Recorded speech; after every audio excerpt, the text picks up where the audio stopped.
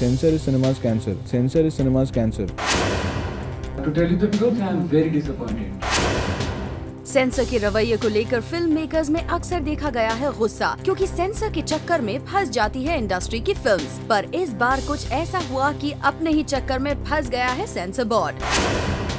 जी हाँ, मुंबई के डेली में खबर आई है कि डेली बेली के सॉन्ग डीके बोस को क्लियर करना बन गया है सेंसर बोर्ड की मुसीबत, क्योंकि इस बार खुद अपने ही नॉट सो क्लियर स्टैंड के नीचे दबकर सेंसर का कचुम्बर निकल गया है। आखिर हुआ भी कुछ ऐसा ही है। भाग डीके बोस डीके सॉन्ग को सेंसर ने पास करके घर घर तक जो पहुँचा दिया है, और अब इंफॉर्मेशन और ब्रॉडकास्टिंग मिनिस्ट्री से इसी बात का जवाब मांगा गया है सेंसर बोर्ड से कि हूबहू एक गाली की तरह साउंड करने वाले इस सॉन्ग को आखिर सेंसर बोर्ड ने पास किया तो कैसे।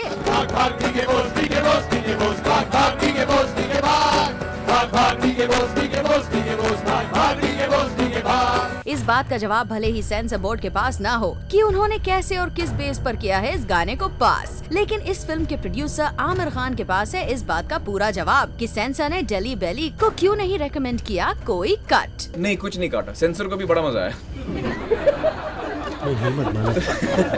सेंसर ने भी खूब मजे लेके देखा फिल्म को और कोई कट्स नहीं मिले हमको। पर अब इस मजा की मिल सकती है सेंसर बोर्ड को सजा। डीके बोस सॉन्ग को क्लियरेंस देने के मामले में सेंसर की सिंसियरिटी पर आम जनता भी उठा चुकी है सवाल, पर INB मिनिस्ट्री ने यहाँ कोई सवाल नहीं किया है, बल्कि सीधे सीधे जवाब मांगा है। तो सेंसर भी अपने जवाब में यही दुहाई दे रहा है कि ऐसी कंप्लेंट्स तो शीला और मुन्नी वाले आइटम सॉन्ग्स के वक्त भी आई थी।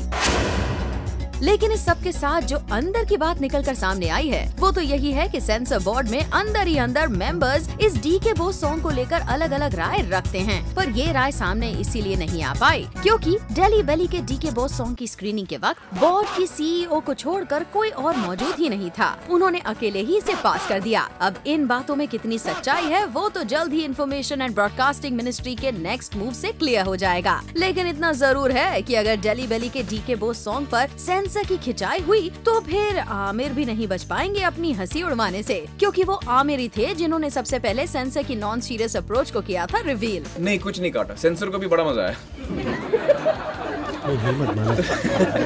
सेंसर ने भी खूब मजे लेके देखा फिल्म को और कोई कट्स नहीं मिले हमको। Bureau report, zoom, Mumbai.